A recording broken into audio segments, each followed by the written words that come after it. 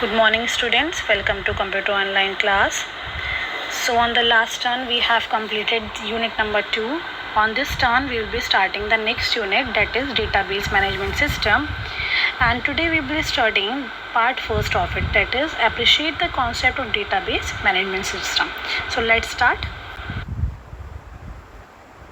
So firstly let's see the content, the index of what we will study today.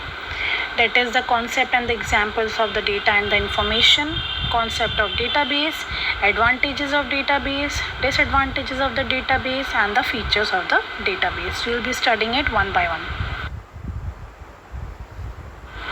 So what is data? A data is a raw and unorganized fact that requires to be processed to make it meaningful. So data is a raw and it is unorganized fact that requires a processed required to be processed to make it meaningful. So data can be something simple or seemingly random and useless until it is organized. So data is something that is very simple and it is useless until we organize it, we make it meaningful. Data comes from the singular Latin word datum, which originally meant something given. So data means something given. So here an example, each student test score in one piece of data. So students test score, each student's test score is a piece of data. The list of dates data is meaningless without the information that makes the dates relevant. So a list of the dates, data is meaningless until we recognize, we make it meaningful by telling that what dates are these. So data is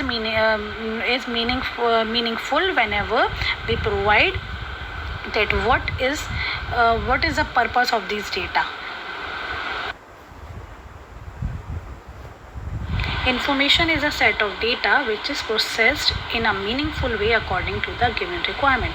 So information is a set of data which, when processed in a meaningful way according to the given requirement, whatever requirement we provided, it works according to that. When data is processed, organized, structured, or presented in given context so as to make it useful, it is called information. So information is an older word that dates back to the 1300s and has always referred to the act of informing, usually in regards to education, instruction, or the knowledge communication. So information is the older word.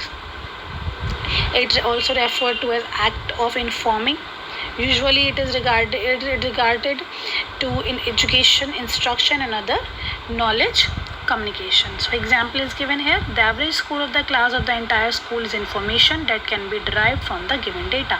So average score of the class of the entire school, it is an information that is derived from the data. Sales report by region and venue, it gives information which venue is profitable for that business. So sales report of the particular region or particular venue, it gives us the information which venue is profitable for the business. Database. A database is an organized collection of the structured information or data typically stored in the computer system. So database is a organized collection of the structured information or the data which is typically stored in the computer system. So they support electronic storage and manipulation of data. It supports electronic storage as well as the manipulation of data. Databases are structured to facilitate the storage, retrieval, modification, and deletion of the data in conjunction with various data processing operations.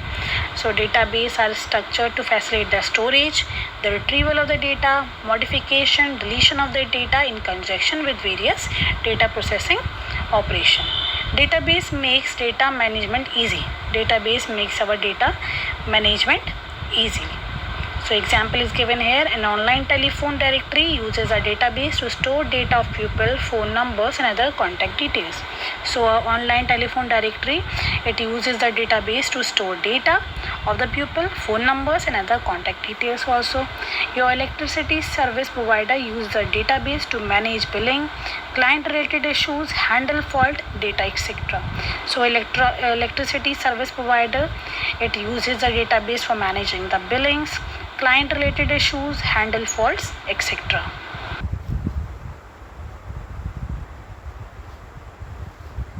DBMS, which stands for Database Management System, the software which is used to manage database with utmost efficiency along with the appropriate security measures, it called Database Management System.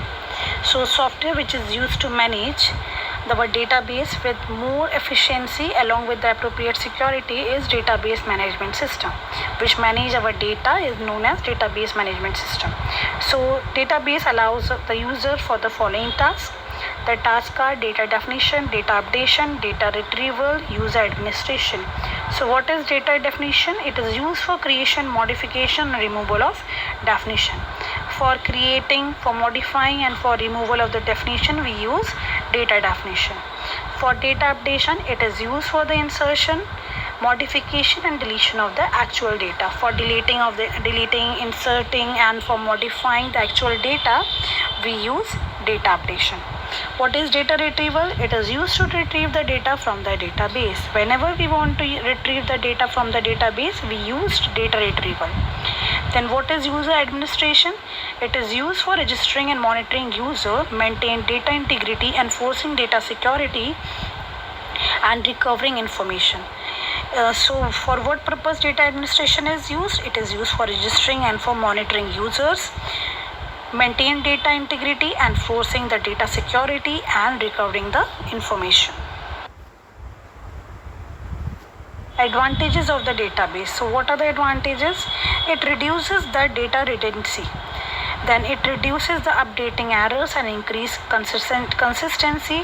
It reduces development time and maintenance needed. Improve data access to the user through use of host and query languages. It improves the data security. Then it reduces the data entry, storage, and the retrieval cost. Then the authorized user of the organization can share the data among the multiple users. So who are the authorized users? Who is having the authority to use that particular data? It can be easily maintainable due to the centralized nature of the database management system. So it can be easily maintained due to the centralized nature of the database system. It provides backup and recovery subsystem which creates automatic backup of data from hardware and software failures and restores the data if required.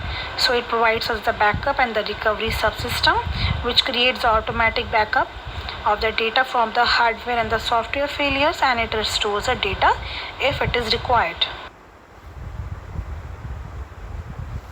Now disadvantages of database. Database system are complex, difficult, and time consuming to design.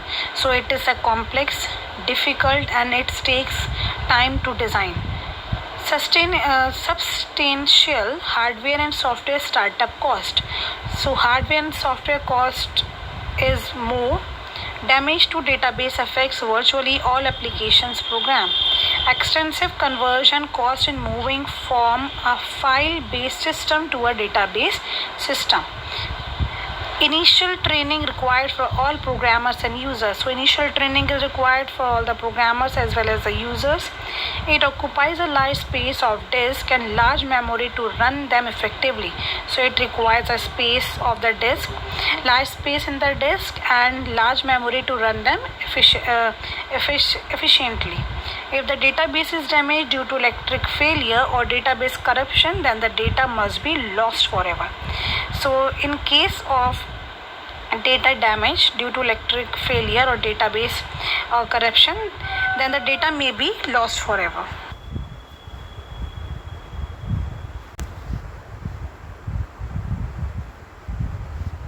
So features of database. What are the features of the databases? It uses a digital repository established on the server to store and manage the information. It provides a clear and logical view of the process that manipulates the data. So it provides a clear and the logical view of the process that manipulates our data. It contains automatic backup and recovery procedures. It is having automatic backup and the recovery procedures. It contains asset properties which maintains data in the healthy state in case of failure. It reduces the complex relationship between the data. Used to support manipulation and process of the data.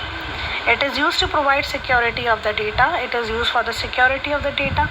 View the database from different viewpoints according to requirement of the user. So we can view the database from different viewpoints according to the requirements of our user. So on this term we will be studying only the first part of it, remaining part, and for the practical part we will be covering on the next term. Till then, revise whatever I have given you on this term. Thank you.